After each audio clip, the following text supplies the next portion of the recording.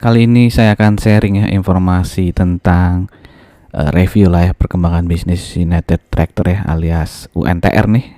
Bagaimana juga laporan keuangan kuartal 3-nya di tahun ini. Lalu bagaimana ya potensi dividennya nih ya, untuk persiapan ya menyambut tahun 2024 nih. Oke.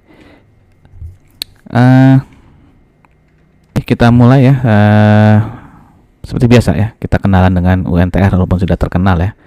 Tapi kita lihat lagi historinya, dia didirikan pada tahun 72 ya. Lalu IPO di tahun 89 ya, sudah cukup lama nih tahun 89 ya. Dan saat ini kapitalisasi pasarnya 91 triliun ya per 31 Oktober 2023. Dan saat ini 59,5% sahamnya dikuasai oleh Astra ya, Astra International alias ASII ya, ASI. Lalu publik 37,9 dan saham treasury-nya itu 2,6%. Dan aktivitas utamanya ya bisa lihat di sini ya, mesin konstruksi ya, terutama Komatsu ya. Lalu kontraktor penambangan, pertambangan batu bara, lalu ada industri konstruksi dan juga energi ya. Sekilas di tahun 2023 ini beberapa aksi korporasi ya, alias akuisisi lah ya dari UNTR ya. Salah satunya di sini ya, di bulan Agustus ada berita ya, dia menggelontorkan 634 miliar ya untuk mengakuisisi perusahaan geothermal yaitu PT Supreme Energy Sriwijaya ya. Jadi PT Supreme Energy Rantau Dedap ini Sriwijaya itu memiliki ini ya, pembangkit listrik lah ya, tenaga dari geothermal ya, di mana energi Rantau Dedap ini ya ada 3 perusahaan ya di dalam konsorsiumnya ya. Jadi ada ya Marubeni dari Jepang ya, lalu ada juga ENGIE, baca gimana ya? ENGIE ya dari Prancis gitu ya. Oke, di sini ada di mana nih? Di Bukit Jambul Gunung Pata ya. Oke, ini lokasinya kalau nggak salah di Sumatera Selatan kalau nggak salah ya. Oke, lalu lanjut ya. Seperti kita tahu juga, UNTR sudah mulai diversifikasi ke nikel ya. Dia membeli nih ya 19,9% saham Nickel Industry Limited, di mana Harum Energy juga ya memiliki saham di NIC ini ya. Jadi Harum Energy memiliki 6,5% saham dan UNTR itu membeli 19,9% sahamnya ya. Dan itu sudah dilunasi di bulan September ya. Jadi sudah beres akuisisinya di bulan September. Ini berita tanggal 22 September ya. Oke, dimana ini kalau di kan si UNTR baru beli ya di bulan September, jadi di laporan keuangannya belum ada tuh apa laba dari NIC ini ya, yang perusahaan nikel ini. Nah, tapi kan Harum sudah memiliki saham di NIC kalau tahun 2020 atau 2001 ya. Jadi kalau dilihat laporan keuangan Harum ya, ini sambil dari kuartal 2-nya ya, itu sudah ada tuh ya bagian laba dari NIC ini ya, alias Nickel Industry Limited, di mana per 30 Juni 2023 tuh ada laba 4,7 juta dolar nih kalau nggak salah satuannya ya. Oke, di mana di tahun 2022 totalnya ya, setahun itu 10,2 ya. Nah, di tahun ini sampai pertengahan tahun ya itu 4,7 ya. Jadi mungkin nanti di kuartal 1 2024 ya. Akhir tahun lah ya, kuartal 4 ya, mungkin sudah ada ya bagian laba dari NIC untuk UNTR ya, mungkin ya. Kita tunggu saja nanti laporan tahunan alias kuartal 4-nya dari UNTR. Lalu UNTR juga masuk ke energi ya, terutama energi terbarukan, di mana dia membangun 2 pembangkit listrik tenaga mini hydro ya. Yang satu 0,5 megawatt, satu lagi 7 megawatt. Dan UNTR juga membeli ya saham di Arcora Hydro ya. Ini kode tikernya ARCO ya di bursa saham kita ya. Jadi UNTR memiliki 31,4% sahamnya si ARCO ini, di mana ARCO ini mengoperasikan 2 PLTM yaitu di Cikopo, Jawa Barat, kapasitasnya 7,4 megawatt, dan juga PLTM Tomasa di Sulawesi Tengah 10 megawatt ya. Dan ARCO juga sedang membangun ya 2 PLTM lainnya ya, yang kapasitasnya 10 megawatt dan juga 5,4 megawatt, yang direncanakan akan mulai beroperasi tahun 2024 dan juga 2025. Jadi kalau semuanya ini selesai, jadi total PLTM-nya si ARCO itu 33 megawatt ya. Lalu UNTR juga memiliki ini ya, pembangkit listrik surya atap ya, rooftop ya. sekitar 13 megawatt peak ya. Dan dia juga mengoperasikan pembangkit listrik tenaga uap ya, dengan kapasitasnya cukup besar nih, 2 kali 1000 megawatt nih, yang sudah beroperasi secara komersial tahun 2022 ya. Oke, lalu di tahun ini juga UNTR ya memiliki produk baru nih, ya PC717 ya, di mana ini eskavator khusus sektor agro dan juga konstruksi ya, di mana di sini mungkin dia ingin meningkatkan market share dia ya di sektor konstruksi, yang dimana menurut manajemen itu tergerus oleh eskavator milik perusahaan Cina ya, mungkin lebih murah, jadi mereka mulai membuat produk baru ya yang fokusnya ke eskavator yang ke sektor konstruksi maupun agro gitu ya, agro. Oke, lalu UNTR juga berkolaborasi dengan Bomak nih ya. Bomak ini perusahaan dari Jerman ya. Ini produk barunya yang untuk single drum roller ya. Ini untuk pemadatan tanah nih ya. Si single roller drum ini ya. Terbalik ya. Single drum roller ya. Oke, sebelum kita masuk ke bagian keuangannya, saya ingin mengajak teman-teman yang mungkin baru saja mampir di channel ini untuk mensubscribe channel ini. Jangan lupa untuk klik loncengnya agar teman-teman tidak ketinggalan informasi yang mungkin berharga untuk teman-teman. Dan jika dirasa video-video di channel ini bermanfaat, silakan teman-teman klik like dan juga komen dan juga share-nya.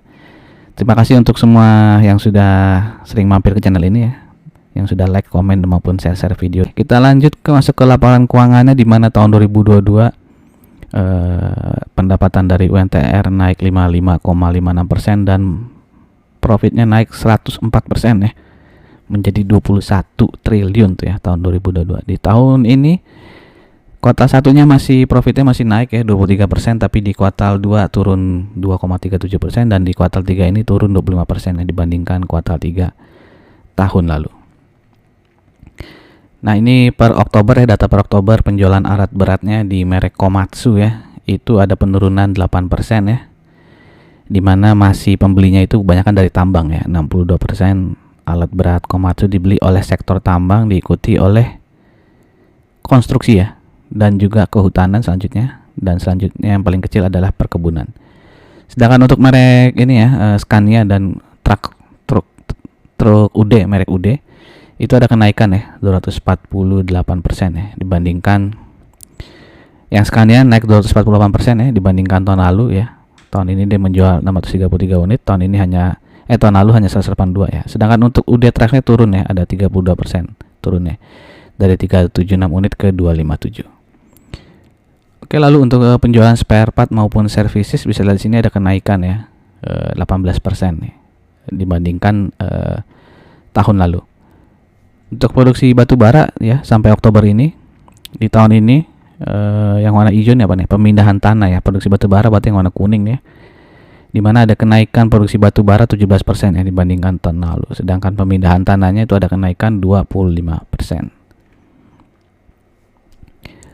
Untuk penjualan batu bara ya, ini dalam volumenya ya, bukan dalam rupiahnya. Dalam volumenya itu ada kenaikan 8% ya secara total ya. Itu ada kenaikan baik batu bara termal maupun batu bara metalurgi ya, sama-sama naik. Lalu untuk emas ya, penjualan volumenya itu turun 35% ya, cukup jauh ini penurunan dari penjualan emasnya UNTR. Lalu untuk industri konstruksi ada kenaikan ya sebesar 108%.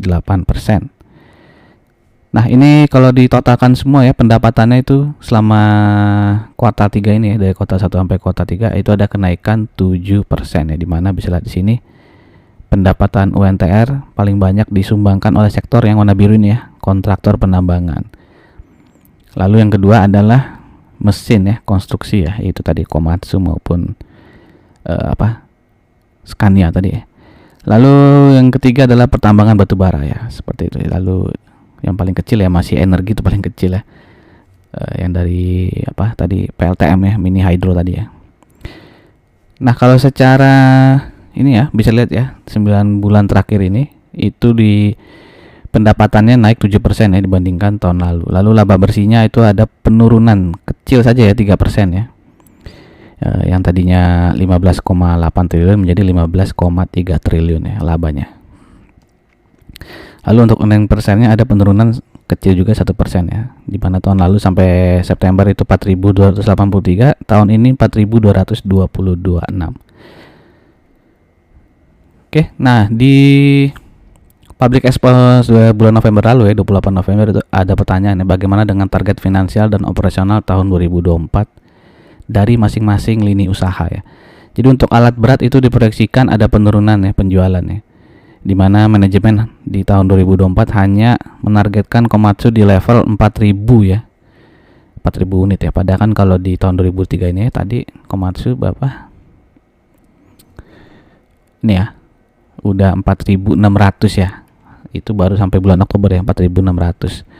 Dan di tahun 2024 targetnya cuma hanya 4.000 unit ya. Nah, di sini alasannya karena industrinya mengalami sedikit konstruksi dan juga adanya pemilu gitu ya. Oke, sedangkan untuk penjualan parts ya, spare part dan juga servisnya itu diprediksi ya pemasukannya itu turun 5% ya. Lalu untuk penambangan ya, tahun depan ditargetkan ya penjualan ya, maksudnya secara volume itu ada kenaikan 5 sampai dengan 10% ya. Tapi kalau pendapatan dalam rupiahnya belum tahu ya, karena tergantung dengan harga dari batu baranya sendiri tahun 2024 ya. Kalau kita lihat prediksinya kemarin siapa ya, PTBA kalau nggak salah ya, ya kira-kira harga batu bara di tahun 2024 mirip-mirip lah dengan di harga batu bara di kuartal 4 tahun ini gitu ya. Jadi ya pendapatannya kira-kira mirip-mirip dengan kuartal 3 dan kuartal 4 tahun ini gitu ya. Lalu untuk tambang batu bara ya, TTA ini nama perusahaannya, Tangguh Turang Tuah apa lagi saya lupa ya nama anak usahanya UNTR yang memiliki tambang batu bara ya pokoknya ini. Itu produksi tahun ini mencapai 11,2 juta ton ya, dan di tahun depan ya, tahun target penjualannya itu 12 juta ton ya. Jadi secara volume atau massa itu ada kenaikan ya dari 11,2 menjadi 12 juta ton.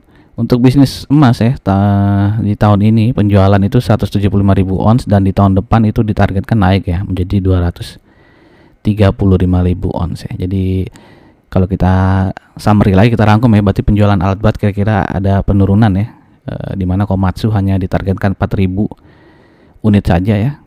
Sedangkan di tahun ini kan tadi sampai Oktober aja udah 4.600 unit ya, jadi cukup jauh nih ya, mungkin penurunan dari penjualan unit dari Komatsu ya. Lalu untuk penjualan batu bara ya, itu secara volume akan meningkat ya, tapi secara pendapatan masih tergantung dari harga batu bara di tahun depan gitu ya.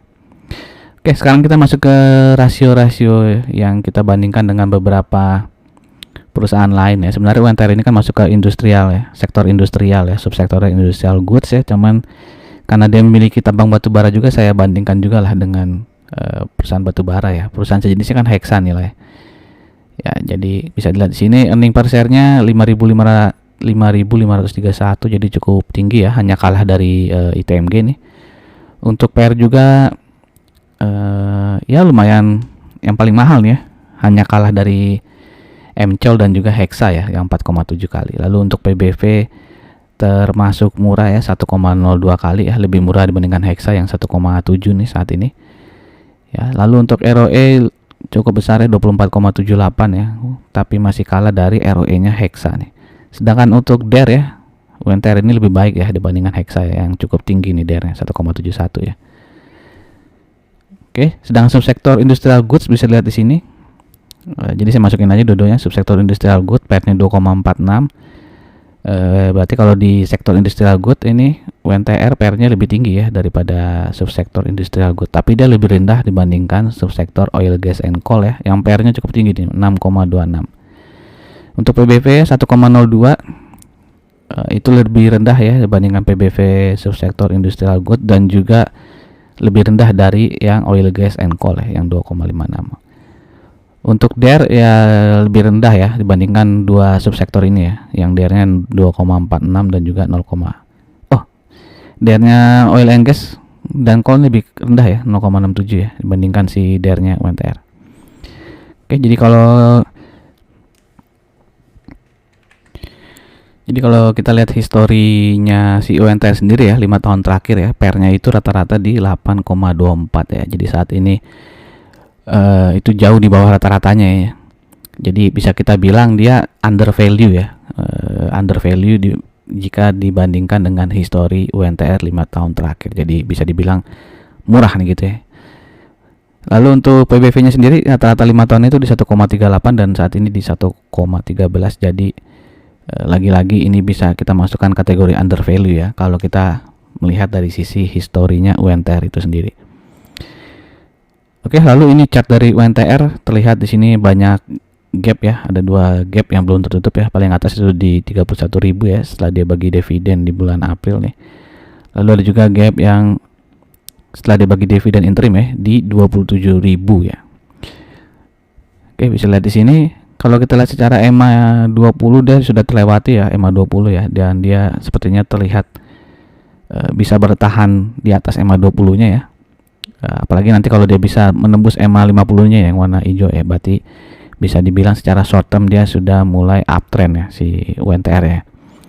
Dan perlu diperhatikan di sini ada support ya di 21.250 yang sebenarnya sempat tembus sedikit tuh ya. Mungkin saat itu retail banyak yang jual gitu ya karena supportnya jebol, tapi habis itu dia langsung naik cukup tajam nih ya. Oke. Jadi ya bisa masih jadi support kita lah ya di 21.250 ini ya, di mana support berikutnya adalah 20.400 ya. Dan di public expose 28 November 2003 kemarin juga itu ada pertanyaan ya tentang dividen ya, dengan laba bersih 2023 yang mendekati laba bersih 2022, apakah UNTR akan membagikan dividen sama seperti tahun 2022 gitu ya. Nah itu dijawab ya, karena saat ini banyak melakukan diversifikasi ya, lalu akuisisi beberapa perusahaan ya. Jadi dijawab ya, seperti telah diketahui pada tahun ini UNTR baru saja melakukan penyertaan modal tadi ya ke perusahaan nikel industri ya. Lalu dia juga memiliki beberapa ini ya M&A, beberapa rencana akuisisi lainnya ya sedang ngantri lah gitu ya. Jadi kemungkinan besar dividen payout ratio-nya tidak sebesar seperti tahun lalu ya yang di atas 100% waktu itu ya. Nah, dia bilang akan mempertahankan historical pembagian dividen kepada pemegang saham dalam range antara 40 sampai 50% ya. Jadi range-nya di antara 40 sampai 50%. Nah, kalau tahun lalu kan dividen payout ratio-nya 123% tuh ya.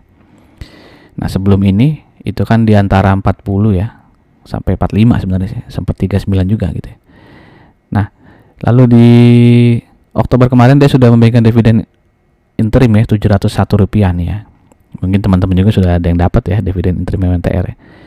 Nah, kalau kita lihat ya dari Januari sampai September earning per share-nya itu kalau ditotalin ya 4.226 ya, dimana kalau kuartal 4-nya kita asumsikan gitu ya sama dengan kuartal 3 ya, walaupun ada kemungkinan sih akan lebih rendah juga ada ya. Jadi tapi kita sedikit optimis dimana kuartal 4 kira-kira sama dengan kuartal 3, berarti sampai Desember nanti earning per share itu sekitar Rp5.404 ya. Nah, kalau kita asumsikan dividen payout ratio-nya 40% ya, berarti dividennya itu 2.145,6.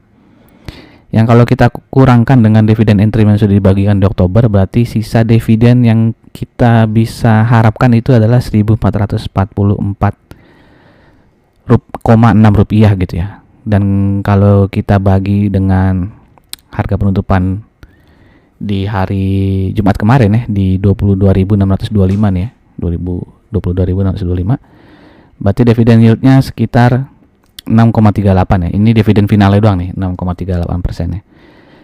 Dan kalau dividen payout ratio-nya 50%, berarti dividen finalnya kira-kira 1.981 ya, alias dividen finalnya sekitar 8,76 ya.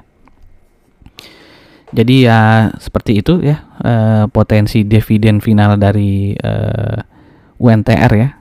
Kalau 50% lumayan besar ya, 8,76 ya. Kalau 40% juga di DPR-nya lumayan juga sih, 6,38 ya, sudah lebih besar daripada bunga deposito gitu ya.